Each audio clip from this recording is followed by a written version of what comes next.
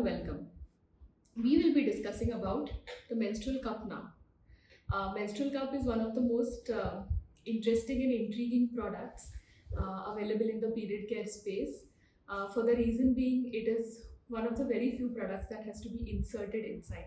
So that is the reason it is one of the most discussed and one of the most aspirational products out there.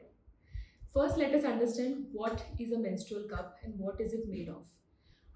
This is the cup that we have. I'm holding it in front of me. I hope you are able to see it because it is neutral color or colorless. Now the menstrual cup is a medical device technically. It is made of medical grade silicone, medical grade 6 silicone. There are different grades in which the silicone is mapped, right from 1, 2, 3, 4, 5, 6. 6 is the highest quality material which is used in medical grade equipments like breast implants, etc. Just to give you a reference, you must have definitely seen baby feeding, milk feeding bottles. So the nipple of the bottle basically is made of silicone. That is how the material is. A little soft but not very soft as well. So this is how the cup is. This is how it looks. Now, essentially a cup has 3 basic parts. This structure which you see is where it collects the blood. There are 4 holes, very tiny holes, which create suction so that the cup doesn't move once it is inserted. And this is the stem. Stem is basically to locate the cup once it is put inside. So normally pads, any kinds of sanitary pads, disposable, reusable, or even period panties, they normally hold or absorb the blood once it has come out of the body. Cup or a tampon or a disc are products that have to be inserted inside and they collect the blood. They don't absorb, they collect the blood inside, and once it is collected to a certain extent, you remove it out, clean it and insert it again. So that is the basic use of a cup. We also talked about what is it made of. Now let us understand how to use the cup. For that, I will be taking help of this little anatomical model that I have. This basically shows the structure of the uterus, the fallopian tube, and the vaginal wall and the vulva. You have seen this in the previous module, so you are aware of what this structure is. I have particularly used this one so that I can show where the menstrual cup actually sits. So this is the model. Consider this is the vagina. This is the menstrual cup. You normally fold it. There are multiple ways of folding a menstrual cup. The most common 2 folds are the punch down fold, where you just punch it like this and you get a tip of insertion, or the other one is this kind of a fold. So once you fold it, it becomes easier for you to insert. Now I'll be taking the punch down fold. Suppose this is how I have folded it. I got this point of insertion. This is your vulva, this is your vagina. You insert it inside, slowly, put it up. Once you release this cup will open up inside. Once it opens up inside, what it does is it creates a vacuum seal around your vaginal walls, and that is how it fits there. It is, basically the 4 holes that I shared, they make sure that the cup doesn't come out, right? So there are 2-3 things that you need to remember when you are inserting the cup.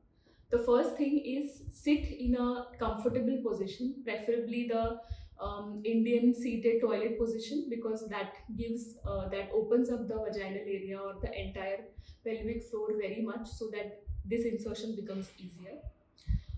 If you are going to use the cup for the first time, then it is better that you insert it with a little bit of lubrication like water or any other lubricant gel. It also helps if you are using it or inserting or practicing it when you are in the shower. Normally when you are on your periods, it is easy to insert because there is natural lubrication. Now one of the important questions that you might have is, we are talking about tween daughters who are getting their first period. Can they use the product? I would personally advise that she's a little too young for this kind of a product right now. Because her periods is just about to start. Let her first get used to the product and then maybe later on, after a few years, when she finds the confidence, she can start using the product. But it is important why we have this product in the portfolio also and in this module also, is because she should be aware that there is an option available like this. There is no problem in using, but maybe after a certain years when her period cycles become normal. So now we spoke about the insertion techniques, the folds, and how do you basically make sure that everything is properly inserted. Now let us understand how do you remove a menstrual cup. So this cup is sitting here, you have used it for 8 hours or 9 hours, now you need to remove it. For removing, you just insert your fingers inside to find this tip.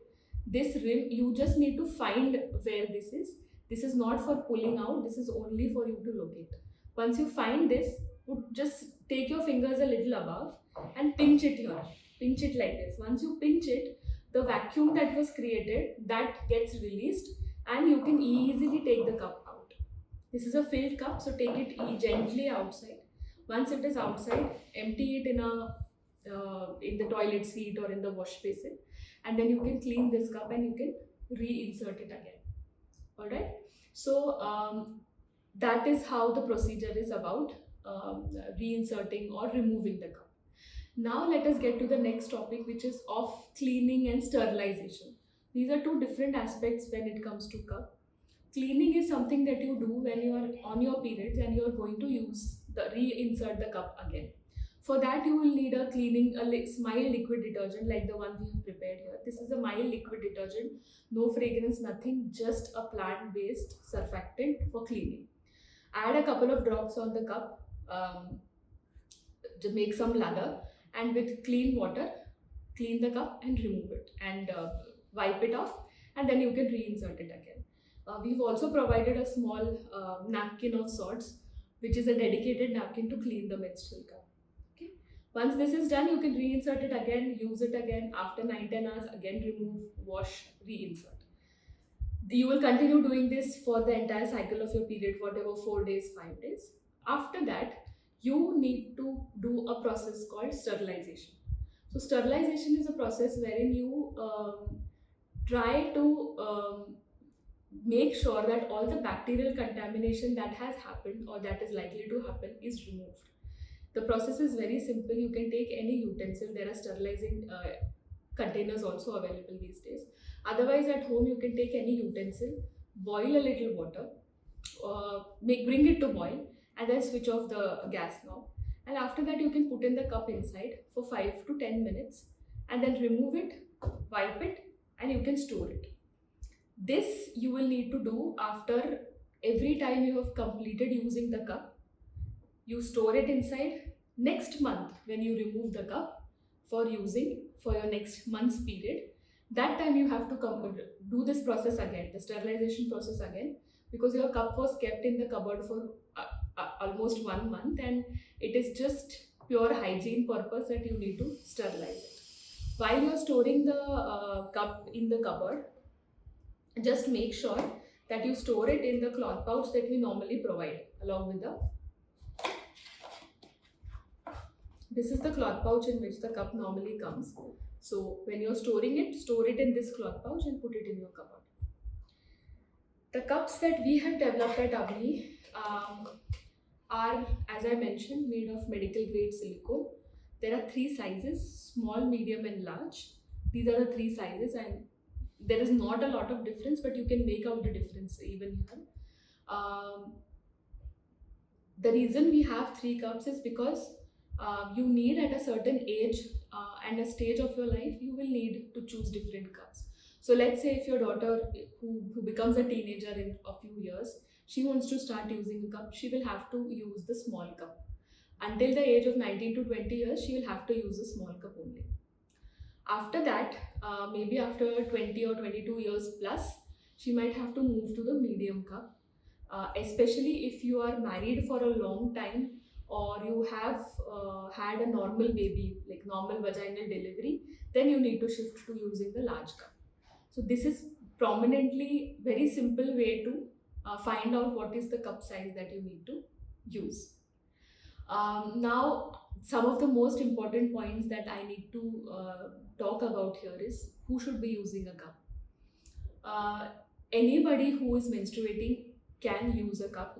Physiologically there is no problem in using a cup because the body is ideally ready for it. But as I mentioned, if the girl is a very young girl, just got her periods, give her a couple of years to settle in, understand how the flow is, let her explore her own way with different products, and then let her decide as to when she is ready for using the cup.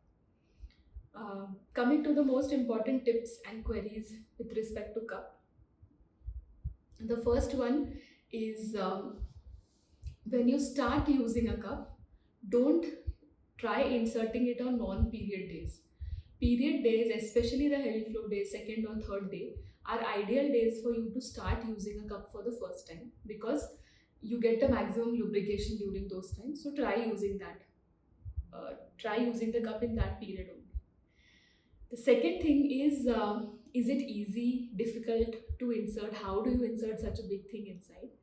I agree that it is a little bit of a task. It needs some practice. It needs a little getting used to before anybody can use a cup. Not just a 12-year-old girl, but even a 35-year-old woman needs to get over that fear before inserting. But it is completely doable. Remember, this cup is going to sit in a place where you have already given birth to a baby.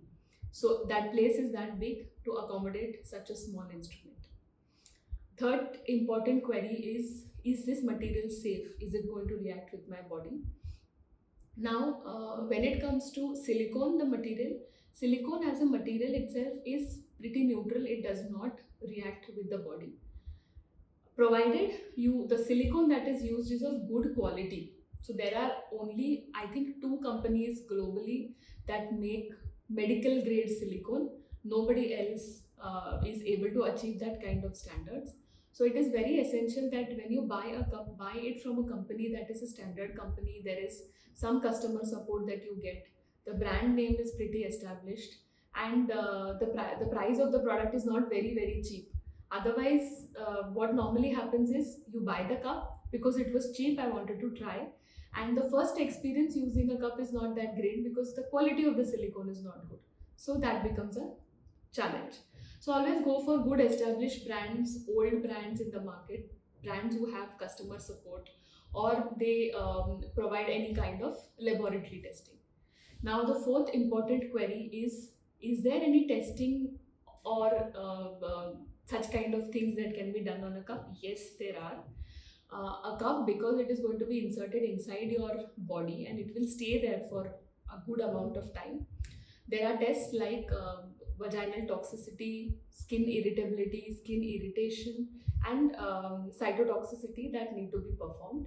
These tests are done from certified laboratories and they basically tell you how safe this particular cup is for any human body.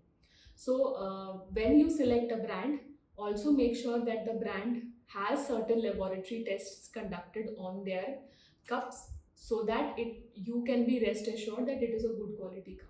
Because these lab tests are costly, so a brand who is ready to invest in such kind of tests is serious about the product and they are giving good quality products.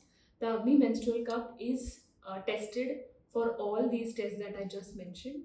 The laboratory certificates are available on our website, so you don't have to be worried about that. I hope this answers everything about the menstrual cup.